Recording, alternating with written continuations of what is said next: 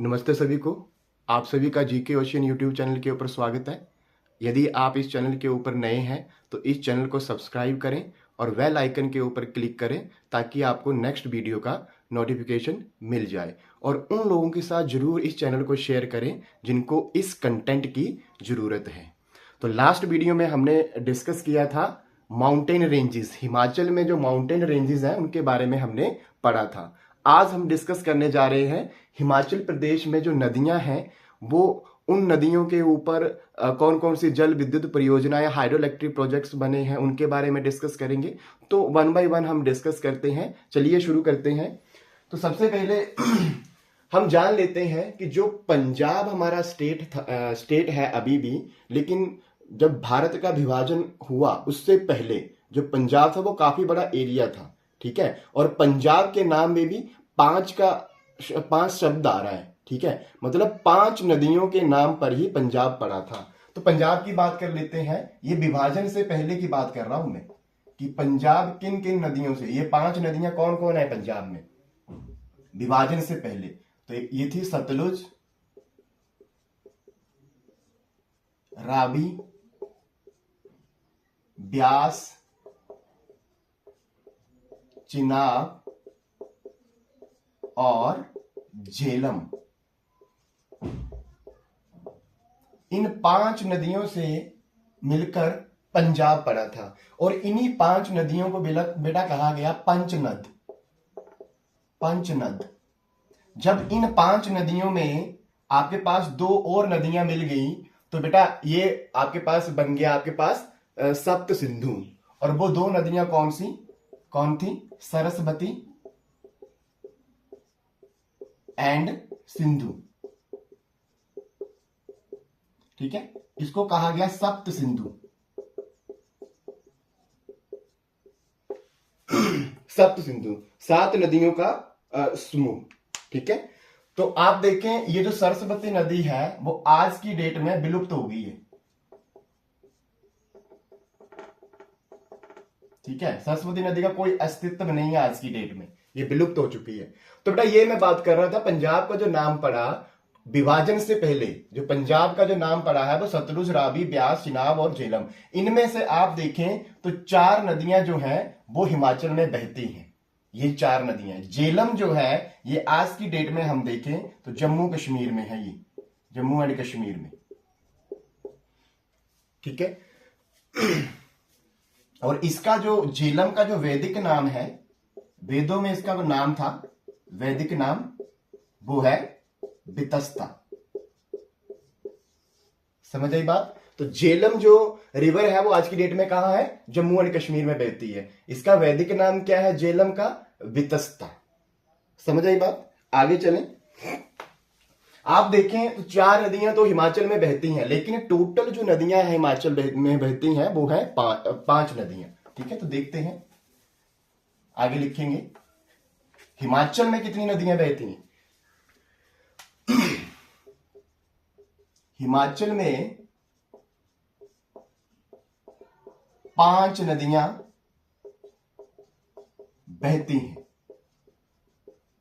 और वो 5 नदियां कौन कौन सी हैं? सतलुज है, ब्यास है, रावी है, चिनाब है और 5वें नंबर की है यमुना। ये 5 नदियां हिमाचल में बहती हैं।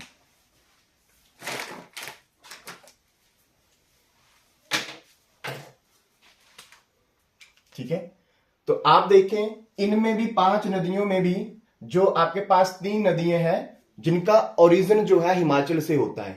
ठीक है, इनमें से 3 नदियां ऐसी हैं जिनका ओरिजिन पॉइंट, उद्गम स्थल। ठीक है, तो इन 5 नदियों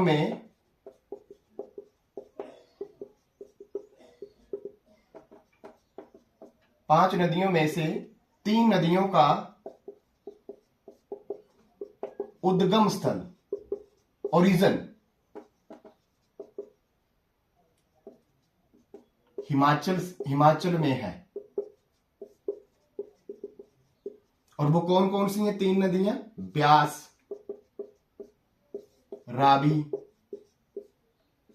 चिनाब, ये 3 नदियों का उद्गम स्थल हिमाचल में है। और आप देखें एक नदी जो है वो अदर कंट्री से आती है, और एक नदी जो बाकी 2 बच गई ना, उनमें से एक सतलुज जो है वो अदर कंट्री से आती है, और आपके पास यमुना जो है वो अदर स्टेट से आती है। तो लिखेंगे सतलुज का जो उद्गम स्थल है, सतलुज कहां से आती है? सतलुज नदी तिब्बत, जो कि चीन का हिस्सा है, तिब्बत चीन से निकलती है। मैं आगे बात करूंगा पूरा कि प्रॉपर तिब्बत में कहां से निकलती है, ठीक है। और जो आपके पास यमुना नदी है, वो यमुना नदी उत्तराखंड से निकलती है।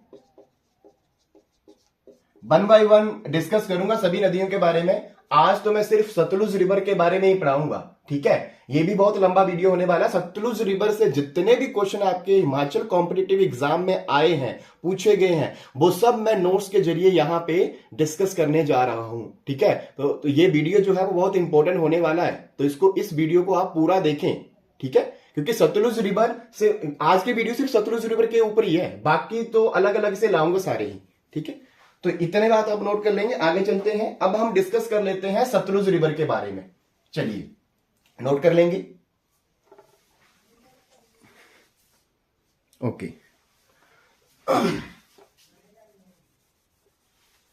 तो हेडिंग लगाएंगे अभी सतलुज रिवर। साथ में मैप को भी रखें, और साथ साथ में मैं मैप में भी दिखाऊंगा, और आप भी अपने मैप में देखें कि कहां पर है सतलुज रिवर, सतलुज नदी, ठीक है। अब देखो, यहां पे देखो, तिब्बत से आती है, ये तिब्बत दिख रहा है आपको, ये तिब्बत है, ठीक है।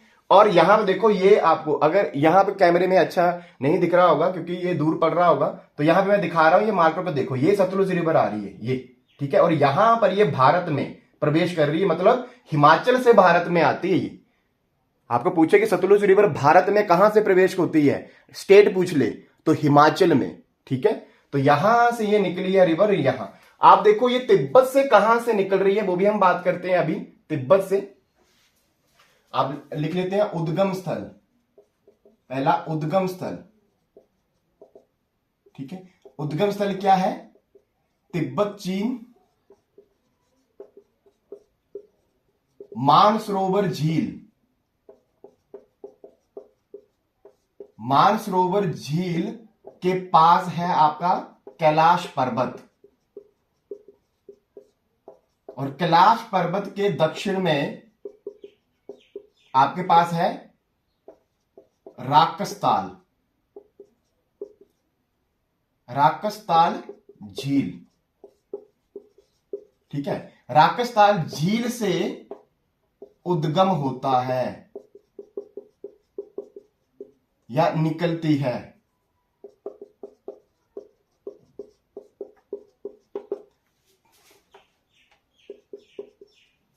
ठीक है, तो तिब्बत में देखो क्वेश्चन कैसे भी आ सकता है, जरूरी नहीं है आपको राकसताल ही ऑप्शन में होगा। कई बार ऑप्शन में मानसरोवर होता है, ठीक है, कई बार ऑप्शन में तिब्बत होता है, समझ आई बात। तो कई बार ऑप्शन में पर्वत के बारे में भी पूछ लेते हैं, कौन से पर्वत में। तो ये क्वेश्चन ये सारे ही एक ही फ्रेम में मैंने आपको एक ही लाइन में लिखवा दी, ठीक है। तो ये देखना है, ये तिब्बत, सबसे पहले तिब्बत याद रखना है, ठीक है, चीन में है, और मानसरोवर झील के पास है कैलाश पर्वत, और कैलाश पर्वत के दक्षिण में है राकसताल झील। मेन ओरिजिन यहां से होता है राकसताल झील से, लेकिन ये क्वेश्चन सारे ही पूछे गए थे तो मैंने आपको एक फ्रेम में लिखवा दिए, समझ आई बात। अब बात आती है कि ये अभी तक तिब्बत में ही है रिवर, तिब्बत में ये कितना डिस्टेंस ट्रेवल करती है। तो लिखेंगे तिब्बत में सतलुज नदी 400 किलोमीटर दूरी तय करती है, 400 किलोमीटर। ये तिब्बत में बता रहा हूं, अभी तक यहां पहुंची है रिवर, अब हिमाचल में एंटर करेगी, मतलब भारत में एंटर होने वाली है अभी रिवर, ठीक है। अब बात आती है कि इसका आपके पास तिब्बत में नाम क्या था, इस नदी का तिब्बत में नाम, मतलब चीन में क्या नाम था, तो लिखेंगे लांगचेन खंबाब। बहुत बार पूछा गया क्वेश्चन ये। और दूसरा नाम भी है लांगचेन जंगबो, लांगचेन जंगबो। और आप देखेंगे कि किन्नौर में भी कुछ जगह पर अभी भी ये नाम से ये नदी जानी जाती है, लांगचेन खंबाब और लांगचेन जंगबो के नाम से। क्लियर होगी बात। तो लांगचेन, इसमें जो लांगचेन का मतलब है वो क्या होता है, लांगचेन मतलब हाथी और खंबाब मतलब नदी। ठीक है, तो लांगचेन खंबाब का मतलब हो गया लांगचेन हाथी और खंबाब नदी। चलिए अब हम भारत, अब देख लेते हैं। अब ये हिमाचल में एंटर कर चुकी है, मतलब भारत में आ चुकी है। तो इस नदी को वैदिक काल में क्या कहा गया, संस्कृत में क्या कहा गया, तो ये नोट कर लेंगे पॉज करके। नेक्स्ट लिखते हैं।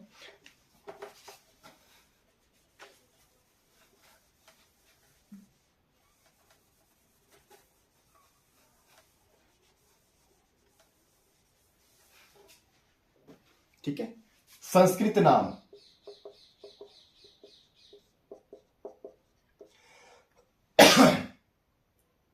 संस्कृत नाम है बेटा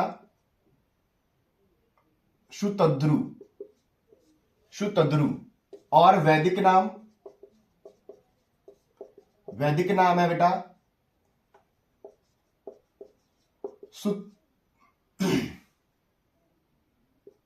सुतुद्री। वैदिक नाम है आपके पास सुतुद्री।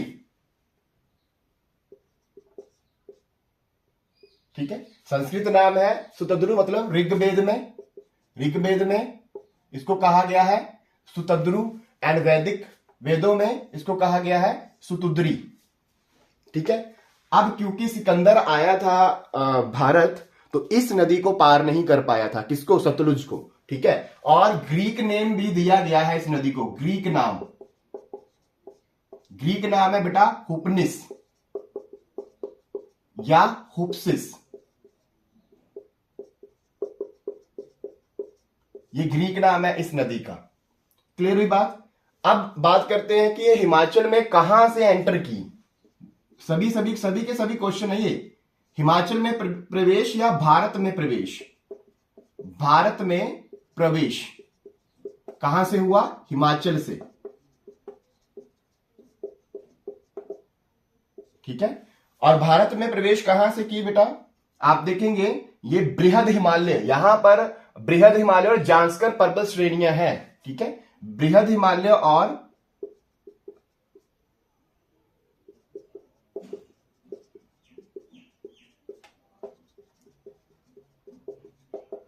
झांस्कर को काटते हुए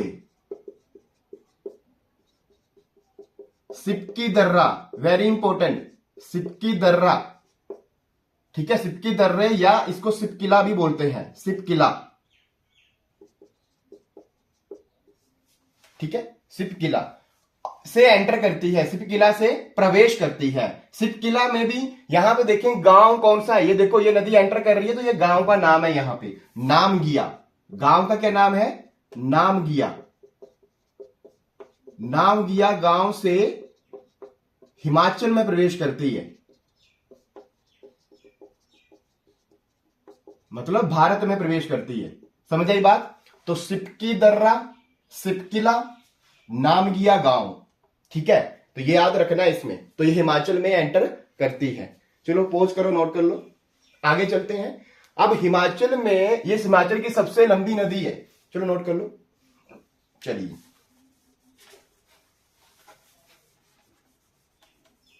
आपको पूछे क्वेश्चन में हिमाचल प्रदेश की सबसे लंबी नदी कौन सी है,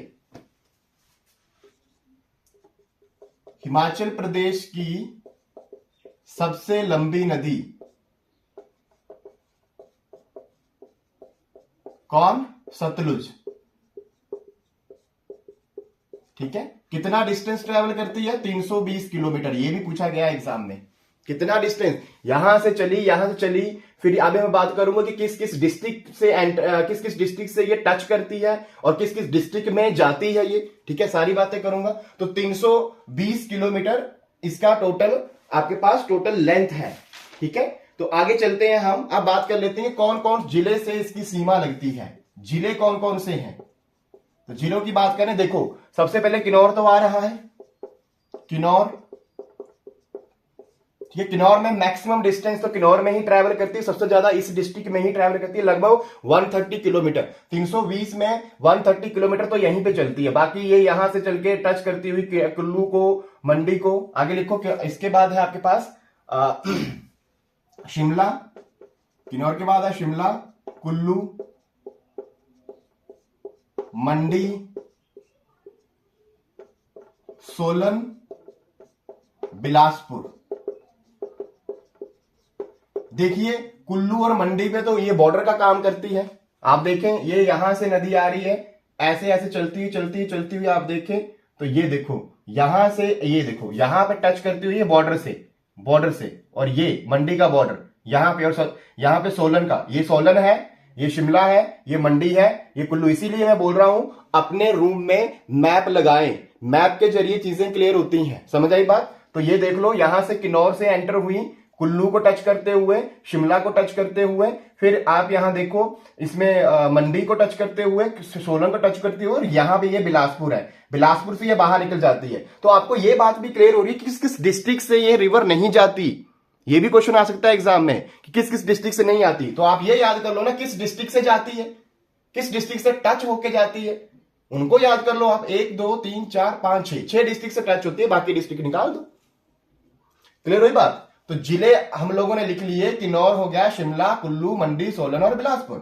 अब हम बात करते हैं कि ये जो नदियां, ये जो नदी है ये किन्नौर के बाद आप शिमला में देखें, ठीक है, और शिमला में कहां से एंटर करती है। तो हम बात करते हैं किन्नौर में भी एक चोरा नामक आपके पास गांव है, चोरा गांव से किन्नौर को छोड़ते हुए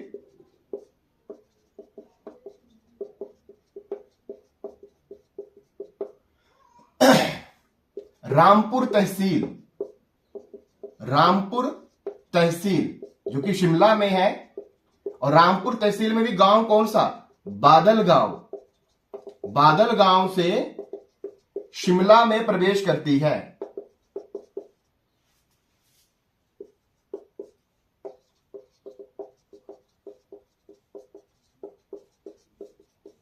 ठीक है, छोड़ती कहां पे है, चोरा गांव से। एक चोरा गांव कहां है, किन्नौर में अंतिम गांव जहां पे ये सतलुज रिवर छोड़ती है और शिमला में एंटर करती है, छोड़ते हुए रामपुर तहसील का कौन सा गांव, बादल गांव, ठीक है, शिमला में प्रवेश कर जाती है। आगे हम बात करते हैं, देखो जो कुल्लू और मंडी है ना, ये बॉर्डर का काम करते हैं, लेकिन पूछते हैं कि कौन सा गांव। तो बात करते हैं आगे, चलिए कुल्लू और मंडी, इन दोनों का एक ही गांव लिखेंगे, कुल्लू मंडी, ठीक है। कौन सा गांव, फिरनू गांव को टच करते हुए, देखो बॉर्डर का काम कर रही है, अंदर नहीं जा रही है रिवर, बॉर्डर पे ही आ रही है कुल्लू और मंडी पे, ठीक है। फिर यहां पे आप देखेंगे शिमला, ये सोलन का, ठीक है, और सोलन से सीधा आपके सामने ये आ गई, इसके बाद बिलासपुर में। और पूछा जाता है कि बिलासपुर में किस गांव से एंटर करती है, तो लिखेंगे बिलासपुर में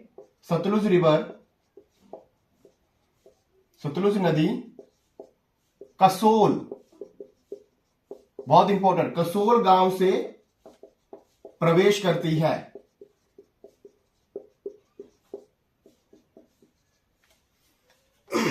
ठीक है, तो बिलासपुर में कहां पे प्रवेश करती है, कसोल, वेरी इंपॉर्टेंट, बहुत बार पूछा गया एग्जाम में, तो इसको नोट करें।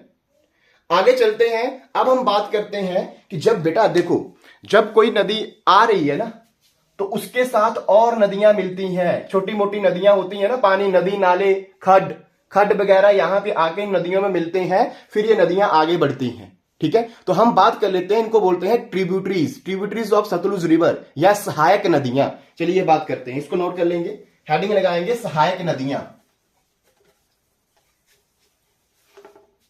यानी ट्रिब्यूटरीज ऑफ सतलुज रिवर, सहायक नदियां, ट्रिब्यूटरीज।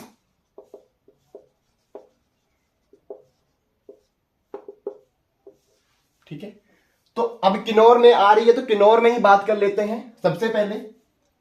किन्नौर की बात करें हम, तो किन्नौर में कौन कौन सी नदियां मिलती हैं? सबसे पहले बसपा, ठीक है, और इनका मिलन स्थल किस स्थान पे मिलती हैं? ये वेरी इंपॉर्टेंट, ये भी पूछा जाता है एग्जाम में। तो बसपा जो है बेटा वो मिलती है करछम, ठीक है, करछम कहां पे है? किन्नौर में। और बेटा एक और बात, बसपा जो है वो इसकी सतलुज रिवर की सबसे बड़ी ट्रिब्यूटरी, ठीक है, सबसे बड़ी सहायक नदी, ये भी एग्जाम में पूछा जाता है, सहायक नदी लिख लिया आप लोगों ने। नेक्स्ट लिखें सेकंड वन, हमारे पास स्पीति नदी, जो कि कहां से आती है? कुंजुम दर्रे से, कुंजुम लाहौल स्पीति से, कुंजुम दर्रे से, पासिस से, ठीक है। तो कुंजुम दर्रे से निकलती है स्पीति और मिलती कहां पे आके? खाब नामक स्थान पे। देखो यहां से आई, ठीक है, यहां से होते हुए आप देखें ये यहां पे लिखा हुआ सब आपके पास बसपा भी है, स्पीति भी है, और आप देखें और भी रोपा भी आएगी आगे, अभी हम बात करते हैं। तो स्पीति जो है वो खाब में मिलती है। नेक्स्ट इज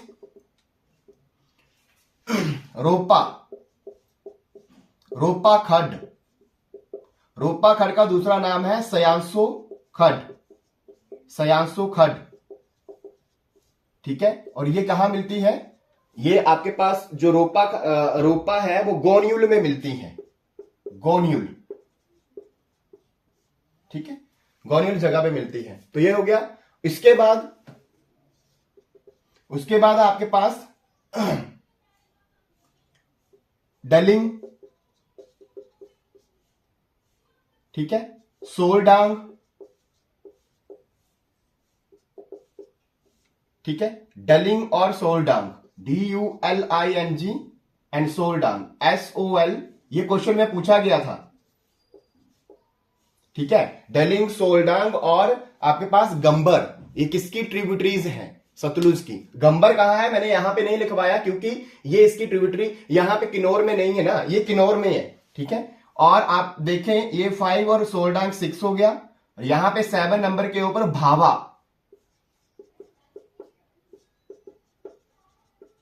भावा रिवर, इसी भावा रिवर के ऊपर आपके पास संजय जल विद्युत परियोजना लगी हुई है, हाइड्रो इलेक्ट्रिक प्रोजेक्ट, वो भी आगे मैं बात करूंगा हाइड्रो इलेक्ट्रिक प्रोजेक्ट कौन कौन से हैं। तो बेटा ये आपके पास ट्रिब्यूटरीज होगी किन्नौर में। अब ये शिमला में एंटर करती है, तो शिमला में इसकी ट्रिब्यूटरीज क्या क्या है, ठीक है। तो आगे हम बात कर लेते हैं, चलिए ये नोट कर लो।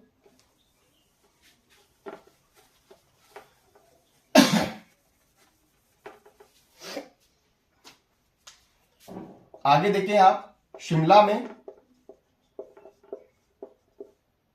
नोगली, ठीक है, और नोगली कहां है? रामपुर कहां है? शिमला में। समझ आई बात। नेक्स्ट है इसकी ट्रिब्यूटरी स्वां नदी, स्वां। अब ये जो स्वां है ये कहां से निकलती है? ऊना से। सर ऊना में तो जाती नहीं है नदी, तो कहां पे मिलती होगी? सतलुज में। तो बेटा ये ऊना में तो ओरिजिनेट होती है, ये कहां से? ऊना से। लेकिन ये मिलती कहां पे है? ये सतलुज रिवर से कहां मिलती है? ये पंजाब में मिलती है, पंजाब में मिलती है सतलुज से। और पंजाब में भी कहां? आनंदपुर साहिब में, ठीक है। तो ये पंजाब में मिलती है स्वां नदी। ओरिजिनल कहां है इसका? ऊना से। क्लियर हुई बात। तो ये भी इसकी ट्रिब्यूटरी किसकी? आपके पास सतलुज रिवर की। चलिए आगे बढ़ते हैं। नेक्स्ट है हमारे पास, अब देखो यहां से एंटर कर दी, बाकी तो बॉर्डर पे आ रही है, ठीक है, लेकिन मंडी में आकर के 2 नदियां और मिलती हैं, तो ये लिख लो आप। चलिए मंडी में आकर के 2 नदियां और मिलती हैं इसके साथ, कौन कौन सी? अमला और बिमला, अमला और बिमला, ये नदियां मंडी में है, मंडी से आती हैं और सतलुज में मिलती हैं किस स्थान पे? परलोक स्थान पे, परलोक स्थान में सतलुज से मिलती हैं।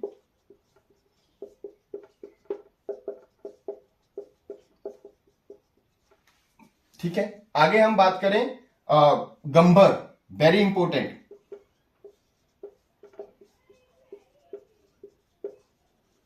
गंबर भी ट्रिब्यूटरी है किसकी? सतलुज की। कहां पे मिलती है? बिलासपुर में, बिलासपुर में, ठीक है, बिलासपुर में ये सतलुज रिवर से मिलती है। तो ये ट्रिब्यूटरीज हैं, और भी बहुत सारी खड्डे हैं, ठीक है। आप बुक में देखते हैं, जगमोहन बलोखरा की बुक में फॉलो कर रहा हूं, आप उसमें पढ़ सकते हैं। और भी बहुत सारी खड्डे हैं जो इनमें आके के मिलती हैं, तो आप वहां पे डिटेल में पढ़ सकते हैं, और इनसे क्वेश्चन पूछे गए हैं, तो मैं आपको यहां पे बता रहा हूं। चलिए आगे बढ़ते हैं, ये नोट कर लो, ये होगी सहायक नदियां, ट्रिब्यूटरीज। तो आगे हम चलते हैं, अब हम बात करते हैं इस सतलुज रिवर को और ब्यास रिवर को, हिमाचल में ही, ठीक है। अब देखो ब्यास कहां कुल्लू से निकलती है और कहां से वो जा रही है, और आप देखो उसको सतलुज रिवर के साथ मिलाया गया। तो हम देखते हैं कि जो पंडोह है ना, पंडोह,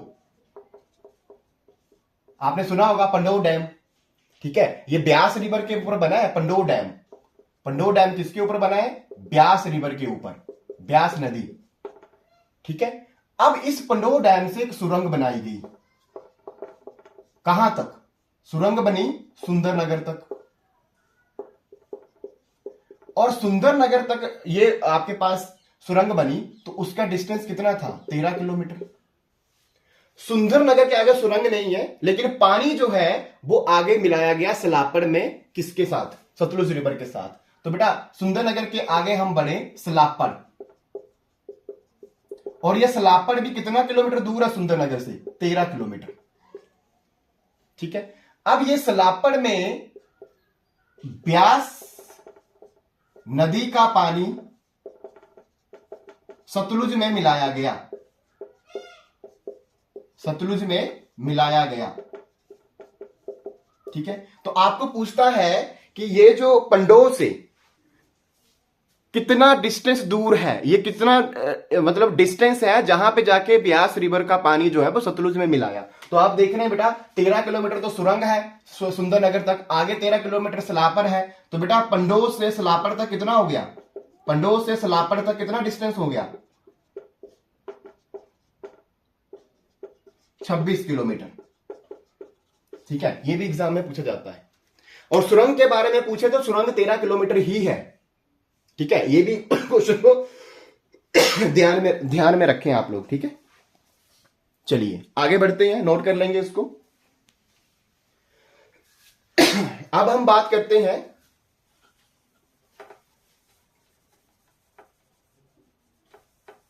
देखिए, बहुत सालों तक जो इस नदी के ऊपर बना है पुल, कंदरोल पुल, वो एशिया का नंबर 1 पुल था, अभी नहीं है, ठीक है। तो इस नदी के ऊपर जो बना है पुल, कंदरोर पुल, ठीक है, जिसके लगभग हाइट कितनी थी? 60 मीटर, 60 मीटर। कंदरोर पुल कहां पे है? ये बिलासपुर में। किस नदी पे है? सतलुज पे।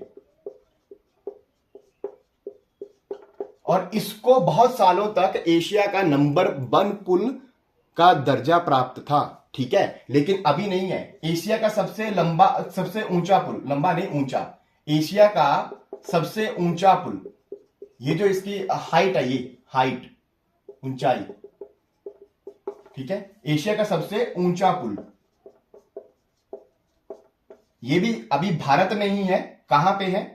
चिनाब रेलवे ब्रिज, इस पुल का नाम है चिनाब रेलवे ब्रिज, ठीक है। इसकी डिस्टेंस, इसकी हाइट कितनी है? 300, आपके पास देखिए इसकी हाइट है 359 मीटर, ठीक है, लगभग 1178 फीट, इतनी इसकी हाइट है। और इसका डिस्टेंस कितना है? टोटल लेंथ कितनी है? 1.3 किलोमीटर, ठीक है। और ये किन किन रेलवे स्टेशन को जोड़ता है? कोरी और बक्कल रेलवे स्टेशन को, जम्मू कश्मीर में है ये, ठीक है। कहां पे है ये भी लिखना है, कोरी और बक्कल रेलवे स्टेशन को जोड़ता है ये,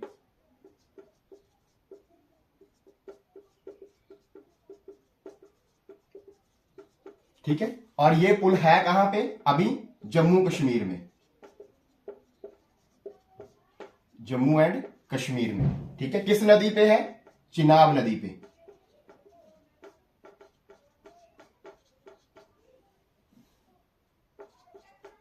चिनाब नदी पर बना है। क्लियर होगी बात? ठीक है, तो एशिया का सबसे ऊंचा पुल अब कौन सा है? Chenab railway bridge. ठीक है, पहले कंदरौर को ये दर्जा प्राप्त था, लेकिन अभी बहुत सारे पुल बन गए, कंदरौर का तो नाम भी नहीं आता है। ठीक है, ऐसे में समझ लेना कि सेकंड नंबर का ब्रिज ये हो गया। ठीक है, तो ये आप नोट कर ले। आगे चलते हैं। अब आपको पता है कि कृत्रिम झील, सबसे बड़ी हिमाचल की सबसे बड़ी कृत्रिम झील, आर्टिफिशियल झील, ठीक है, लेक कौन सी है? तो ये नोट कर लो पहले। और वो भी इसी नदी के ऊपर बनी है, इसलिए मैं बात कर रहा हूं यहां पर, लेकिन झीलों का लेक्चर मैं अलग से लाऊंगा। ठीक है, झीलों के बारे में एक अलग लेक्चर बनेगा, अलग वीडियो आपको अपलोड कर दूंगा। लेकिन हाँ, इस नदी के ऊपर बना है, तो मैं यहीं पे बात कर लेता हूं कि हिमाचल प्रदेश की सबसे बड़ी आर्टिफिशियल मींस कृत्रिम झील कौन है? गोविंद सागर। गोविंद सागर किस नदी पे है? सतलुज। ठीक है, और किस डिस्ट्रिक्ट में ये गोविंद सागर है? बिलासपुर में। ठीक है, बिलासपुर में ये गोविंद सागर झील आपको देखने को मिलती है, और सतलुज नदी पर ये बनी है। समझ आई बात? तो आगे चलते हैं। बेटा आगे देखिए आप, ये जो नदी है ये बाद में सिंधु नदी में मिल जाती है, सिंधु नदी में विलीन हो जाती है।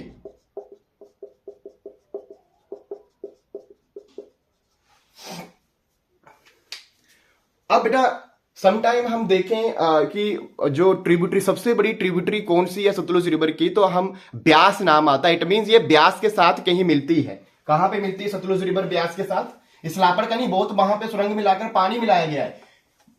हिमाचल से निकलने के बाद ये कहां पे मिलती हैं? ठीक है, तो आपको लिखना है सतलुज रिवर, सतलुज नदी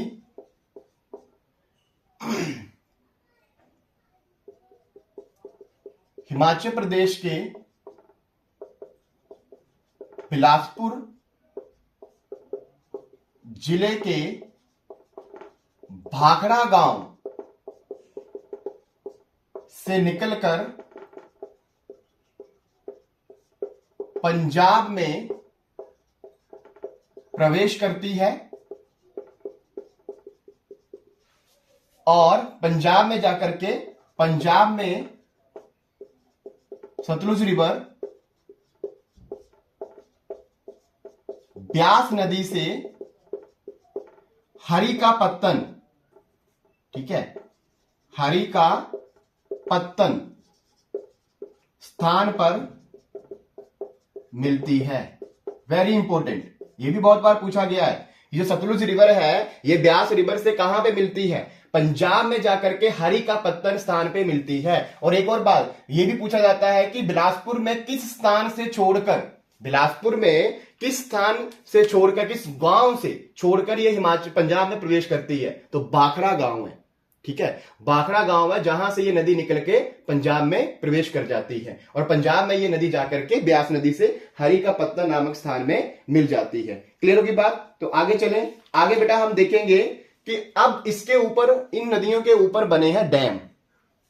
ठीक है, तो वो भाखड़ा नंगल डैम भी आपको मालूम है, तो हम देख लेते हैं। चलिए इसको नोट कर लो। चलिए नेक्स्ट हम देखें तो हमारे पास भारत का पहला हाईएस्ट ग्रेविटी डैम किसको कहा गया है? भाखड़ा डैम को, भाखड़ा बांध। ठीक है, इसकी ऊंचाई कितनी है? इसकी ऊंचाई है बेटा 226 मीटर। ठीक है, ये बनके कब तैयार हो गया था? 1963 में। ठीक है, और 1948 में इसका कार्य शुरू हुआ बनने का, 1963 में। ठीक है, और इसी वजह से जो बिलासपुर था ना हिमाचल में, मैंने बोला ना हिमाचल में विलय हुआ था 1 नवंबर 1954 को। ठीक है, उससे पहले ये ग श्रेणी का राज्य था। ग श्रेणी का राज्य क्यों बनाया गया? इसी वजह से भाखड़ा बांध का जो है कंस्ट्रक्शन चला हुआ था, तो स्टेट सेंट्रल गवर्नमेंट जो है वो अपने अधीन इसको रखना चाहती थी, ठीक है। तभी हिमाचल में इसको नहीं मिलाया गया था, लेकिन बाद में बहुत ज्यादा संघर्ष शुरू हो गया, तो आप देखें इसको हिमाचल में 1 नवंबर 1954 को मिला दिया गया था। तो यह बड़ा कारण था भाखड़ा बांध का कंस्ट्रक्शन, इसीलिए ग श्रेणी में रखा गया था अलग से बिलासपुर को। समझ आई बात। तो भारत का पहला हाईएस्ट ग्रेविटी डैम है भाखड़ा बांध, ऊंचाई 226, और ये एशिया का सेकंड हाईएस्ट है, second highest in Asia, highest dam in Asia. Asia का सबसे मतलब एशिया का सेकंड हाईएस्ट है ये। तो एशिया में नंबर 1 कौन सा है? एशिया का पहला highest dam, highest gravity dam. ये बहुत बार देखो, डैमों को भी अलग अलग तरह से विभाजित किया गया, मैं आगे बात करता हूं। एशिया का पहला हाईएस्ट ग्रेविटी डैम है बेटा Longtan dam, Longtan dam highest gravity dam है ये, ठीक है। और इसका आप देखें जो लॉन्गटन डैम है ये कहां पर है? तो आप देखें ये चीन में है। कहां पे है? चीन में, लॉन्गटन डैम। समझाई बात। तो ये हाईएस्ट ग्रेविटी डैम। अब देखो ग्रेविटी डैम के बारे में बात करता हूं। देखते हैं ना कि एशिया का सबसे ऊंचा बांध, तो हम पहले जानते थे भाखड़ा बांध जो वो एशिया का सबसे ऊंचा बांध है, लेकिन आज की डेट में एशिया सबसे ऊंचा बांध नहीं है, ठीक है। एशिया का सबसे ऊंचा बांध भाखड़ा बांध नहीं है। समझ आई बात। तो कौन सा सबसे ऊंचा बांध है? और हाईएस्ट ग्रेविटी डैम लिखा होगा ना जहां पे कि भारत का पहला हाईएस्ट ग्रेविटी डैम कौन सा, ये मतलब देखना भारत का पहला ऊंचा बांध, सबसे ऊंचा बांध कौन सा है, ये नहीं है। फिर ये ग्रेविटी डैम है हाईएस्ट, सबसे ऊंचा बांध कोई और है, वो हम बात करते हैं। सर ये ग्रेविटी डैम ये क्या है? तो हम बात करते हैं बेटा जो डैम है ना, डैम का कंस्ट्रक्शन वो अलग अलग तरह से हुआ है, डैमों को भी आगे डिवाइड किया गया है। आप देखें डैम कौन कौन से डैम होते हैं। ग्रेविटी डैम होता है, ठीक है, एक अर्थ डैम होता है, एक आर्क डैम होता है, ठीक है, एक वराज डैम होता है, एक वेटरस डैम होता है, ठीक है। इनमें डैमों को ऐसे ऐसे डिवाइड किया गया है, ठीक है। और जिसमें ग्रेविटी डैम का अगर आप पूछें तो भाखड़ा नंगल डैम, और अगर एशिया में पूछें तो लॉन्गटन डैम। लॉन्गटन डैम एशिया का सबसे पहला ग्रेविटी डैम है, सबसे बड़ा ग्रेविटी डैम, सबसे हाईएस्ट ग्रेविटी डैम, ठीक है। तो ऐसे डैमों को डिवाइड किया गया है। ये क्या होते हैं? अगर आपको इसके बारे में इंफॉर्मेशन चाहिए तो मुझे आप कमेंट बॉक्स में जरूर बता दें, मैं इनके ऊपर भी एक वीडियो बना दूंगा, ठीक है। तो डैमों को ऐसे डिवाइड किया गया है। चलिए आगे चलते हैं। मैं बात कर रहा हूं भारत का सबसे ऊंचा बांध, भारत का सबसे ऊंचा बांध डैम, सबसे ऊंचा डैम कौन सा है बेटा?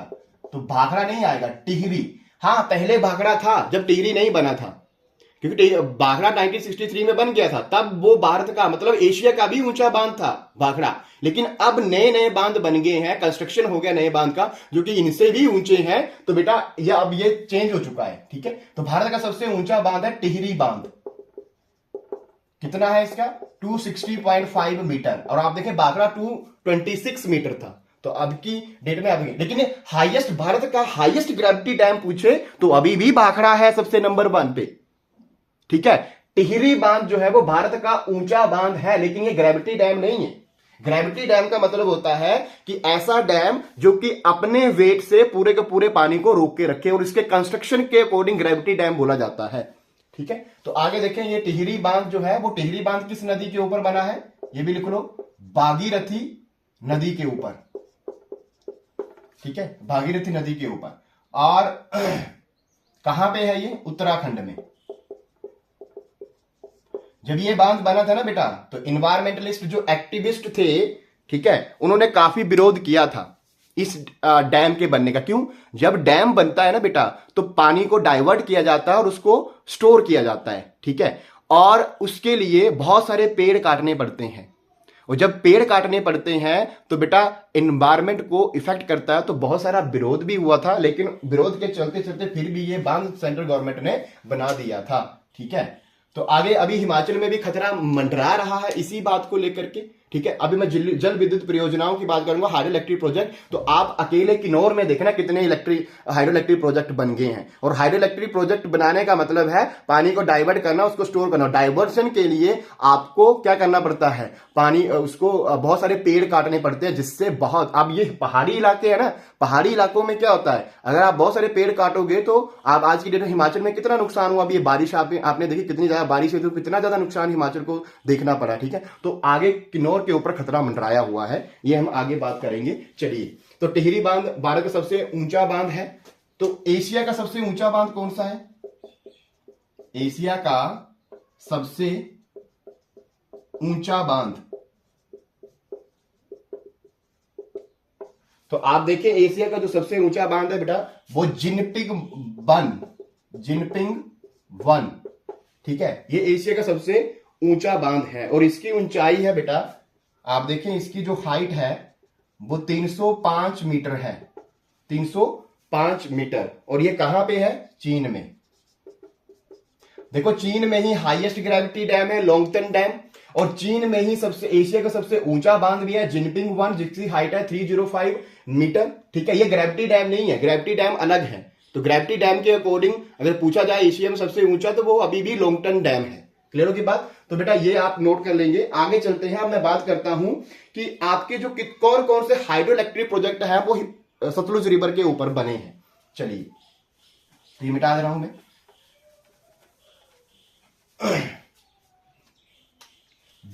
जल विद्युत परियोजनाएं,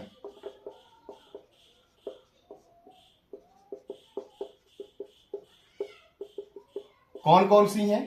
तो हाइड्रो इलेक्ट्रिक प्रोजेक्ट, ऐसे इंग्लिश में भी लिख लो, hydro electric projects on Sutlej river, on Sutlej river. ठीक है, बाकी रिवर जब मैं नेक्स्ट वीडियो बनाऊंगा अदर रिवर को लेकर के, तो उनमें वहां डिस्कस करूंगा हाइड्रो इलेक्ट्रिक प्रोजेक्ट्स। तो सबसे पहले हम किन्नौर डिस्ट्रिक्ट की बात कर लेते हैं। आप देखना, किन्नौर जिले में जो बन चुके हैं उन्हीं की बात कर रहा हूं, और जो सैंक्शन है अभी बन रहे हैं बेटा उनकी बात देखो। और भी बहुत सारे अप्रूवल मिल गए हैं कि ये हाइड्रो इलेक्ट्रिक प्रोजेक्ट इस नदी के ऊपर बनने चाहिए, वो भी किन्नौर में। ठीक है, लेकिन अभी देखना अभी कितने हैं। सबसे पहले आप देखें नाथपा जाकड़ी, नाथपा जाकड़ी। अब ये नाथपा जाकड़ी है और कितने मेगावाट की बिजली ये प्रोड्यूस करता है? 1500 मेगावाट। और नाथपा जाकड़ी कहां पे है? ये किन्नौर में, अभी मैंने ऊपर लिखा भी है, समझाई बात? तो और ये सबसे बड़ी हिमाचल की, लिखो, हिमाचल की सबसे बड़ी जल विद्युत परियोजना, मतलब हाइड्रो इलेक्ट्रिक प्रोजेक्ट। आपको पूछा जाए कि हिमाचल की सबसे बड़ी जल विद्युत परियोजना कौन सी है, तो नाथपा जाकड़ी। कहां पे है? किन्नौर जिले में। दूसरे नंबर पे खाब जल विद्युत परियोजना,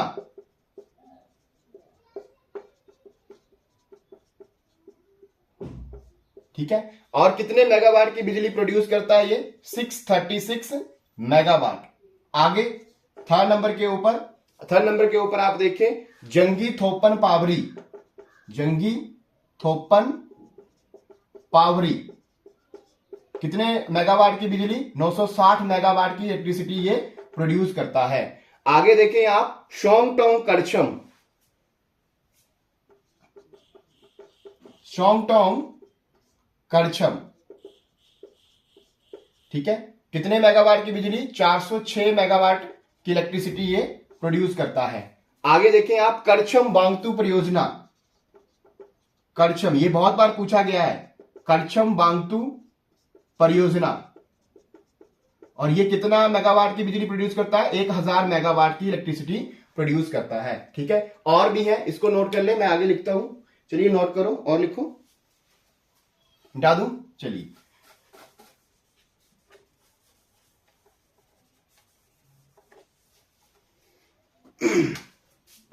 आगे बेटा संजय जल विद्युत परियोजना, संजय जल विद्युत परियोजना, ये भी आपके पास किन्नौर में है। कितने मेगावाट की बिजली? 120 मेगावाट की इलेक्ट्रिसिटी प्रोड्यूस करता है। तो संजय जल विद्युत परियोजना। अब बेटा ये जो परियोजना है वो किस रिवर के ऊपर बनी है? भावा रिवर के ऊपर, भावा रिवर। और भावा रिवर किसकी ट्रिब्यूटरी है? किसकी ट्रिब्यूटरी है? यह है सतलुज रिवर की। ठीक है, तो भावा के ऊपर क्या बना है? ये संजय जल विद्युत परियोजना, जिसकी आपके पास कितने मेगावाट की बिजली प्रोड्यूस कर रहा है? ये 120 मेगावाट। बेटा ये 6 मैंने आपको बताए, ये ऑलरेडी लग चुके हैं। अब और भी बहुत सारी परियोजनाओं को स्टेट गवर्नमेंट ने सैंक्शन कर दिया है और वो भी उनका भी काम जल्द ही मतलब शुरू हो गया है। तो बेटा आप सोचो, इतने ज्यादा जल विद्युत इलेक्ट्रिसिटी प्रोजेक्ट बन रहे हैं, तो क्या किन्नौर के ऊपर खतरा नहीं मंडरा रहा है? ठीक है, और मैंने बोला कि हर आपको डैम बनाना है तो पानी को डाइवर्ट करना पड़ता है, और डाइवर्ट करोगे तो क्या होता है? आपके पास बहुत सारे पेड़ों को काटना पड़ता है। तो ये सब चल रहा है। ठीक है, इसलिए खतरा मंडराया हुआ किन्नौर के ऊपर। चलिए, संजय जल विद्युत परियोजना हो गया। अच्छा, अब हम बात करते हैं कि शिमला में कौन कौन सी जल विद्युत परियोजनाएं हैं। ठीक है, शिमला जिले में लिखेंगे, एक तो रामपुर में है जो कि 412 मेगावाट की बिजली प्रोड्यूस करता है शिमला में। Second is Shimla. कौन कौन सी? रामपुर है, रामपुर जल विद्युत परियोजना है, तो 412 मेगावाट की बिजली प्रोड्यूस करता है। और दूसरी आपके पास लुहरी जल विद्युत परियोजना,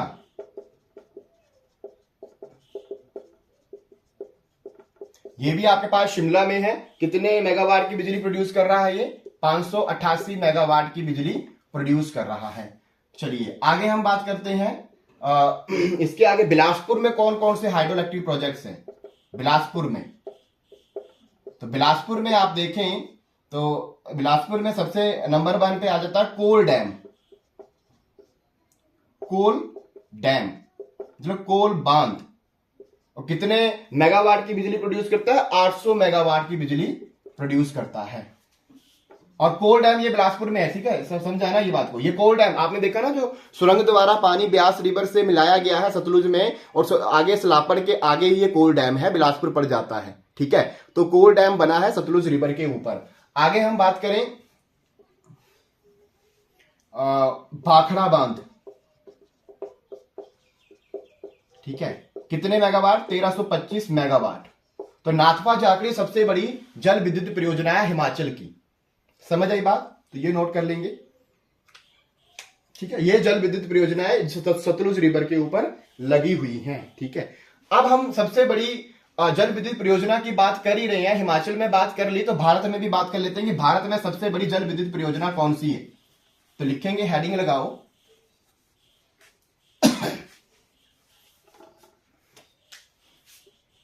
भारत में सबसे बड़ी जल विद्युत परियोजना कौन सी है भारत की? टिहरी जल विद्युत परियोजना। टिहरी, और टिहरी कहां पे है? ये कहां पे है टिहरी? उत्तराखंड में। किस नदी के ऊपर है? भागीरथी नदी के ऊपर। अभी पीछे बात की मैंने। और कितने मेगावाट की बिजली प्रोड्यूस करता है? 2400 मेगावाट की। यह भारत की सबसे बड़ी जल विद्युत परियोजना है। ठीक है, कौन? टिहरी जल विद्युत परियोजना। क्लियर होगी बात? अब भारत की बात कर रहे हैं तो हम एशिया की बात कर लेते हैं कि एशिया की सबसे ऊंची जल विद्युत परियोजना कौन सी है। तो ये नोट कर लो, एशिया की सबसे ऊंची जल विद्युत परियोजना, एशिया की सबसे बड़ी जल विद्युत परियोजना,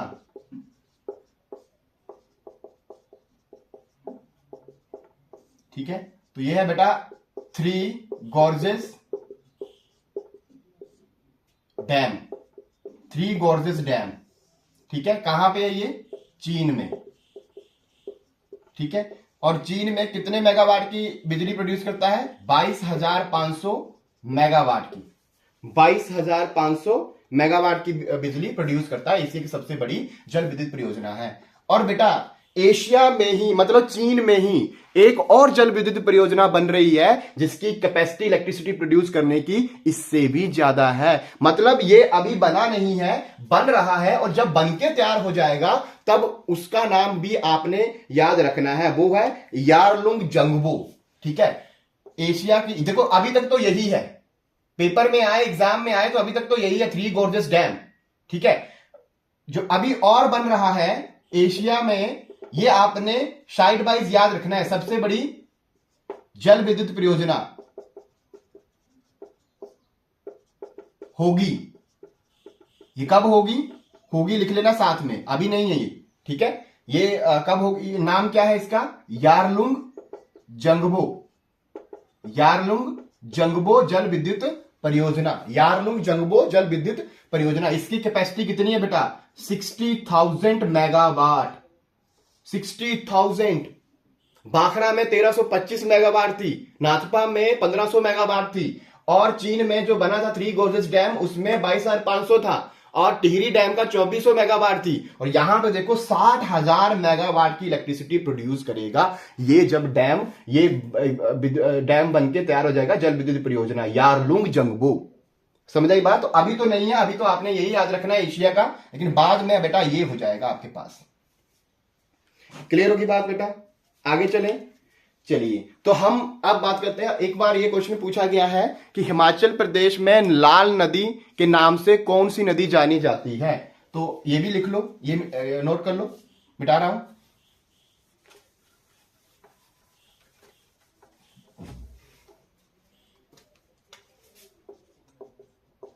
हिमाचल प्रदेश में लाल नदी, लाल नदी के जाना जाता है बेटा सतलुज नदी को, सतलुज नदी को लाल नदी के नाम से जाना जाता है। लेकिन भारत में, अगर भारत में पूछे, भारत में लाल नदी ये किसको बोला जाता है, ब्रह्मपुत्र नदी को। तो ये दोनों देखो, ब्रह्मपुत्र ज्यादा फेमस है, ब्रह्मपुत्र नदी लाल नदी के नाम से ज्यादा फेमस है। लेकिन अगर हिमाचल प्रदेश में लाल नदी पूछे तो सतलुज, लेकिन ध्यान रखना अगर हिमाचल में पूछे तो सतलुज होगा, भारत में पूछेगा तो ब्रह्मपुत्र होगा। ठीक है, तो बेटा ये आपके पास सारे के सारे क्वेश्चन थे और सारे के सारे नोट्स आप देखें, जो नोट्स आपने बनाए हैं ये सभी के सभी क्वेश्चन ही थे, किसी ना किसी एग्जाम में पूछे गए थे। तो बेटा ये अच्छे से आप प्रिपेयर करें ताकि आपका जो भी कॉम्पिटिटिव एग्जाम है उसमें कोई भी क्वेश्चन आए तो आप उसको अच्छे से आंसर कर पाए।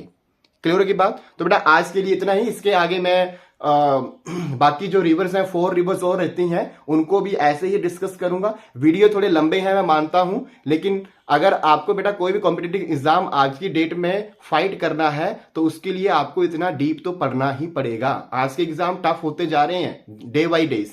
ठीक है, तो जब तक डीप नहीं पढ़ोगे तब तक, और डीप पढ़ने के लिए टाइम चाहिए। हम शॉर्ट्स डाल के नहीं 1 मिनट में पूरा का पूरा पढ़ा दो, 1 मिनट में नहीं हो सकता। समझ आ रही बात? तो डीप पढ़ना ही पड़ेगा, तो डीप पढ़ोगे तभी कॉन्सेप्ट क्लियर होते हैं। क्लियर की बात? तो आज के लिए इतना ही।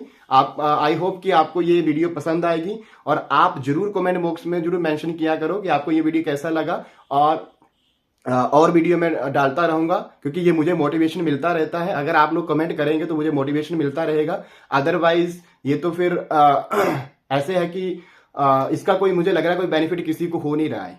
ठीक है, तो आप कमेंट बॉक्स में जरूर बताएं। तो आज के लिए इतना ही, धन्यवाद, जय हिंद।